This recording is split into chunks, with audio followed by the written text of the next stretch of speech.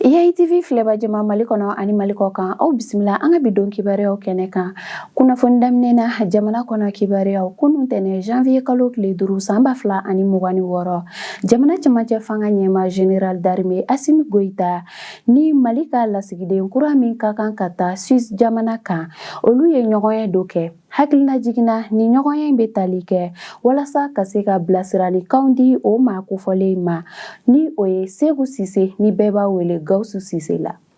Alisa Antoni jamana kɔnɔ kibaruyaw ye conférence de presse dɔ bolodalen do Venezuela ka ambassade min bɛ Mali kɔnɔ nɛgɛ kanɲɛ 16 wagati arabado janvier kalo tile 7 san 2026 hakilina jiginna nin conférence laɲini ye walasa ka se ka fɛsɛfɛsɛli kɛ Venezuela ni États-Unis ni ɲɔgɔn cɛ.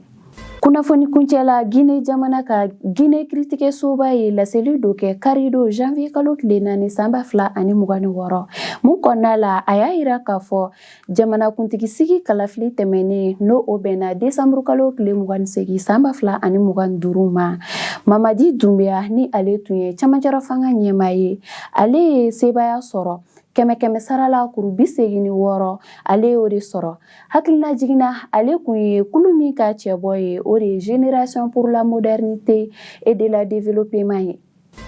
Ni kunnafoni damadɔ ne bɛ dansigi kɛ an ka bidon kibaruyaw la aw ni ce aw ka ɲɛmadaliw la IATV télé min b'aw dɛmɛ ni aw ka laɲiniw sabati aw k'an bɛn diɲɛ waati wɛrɛ.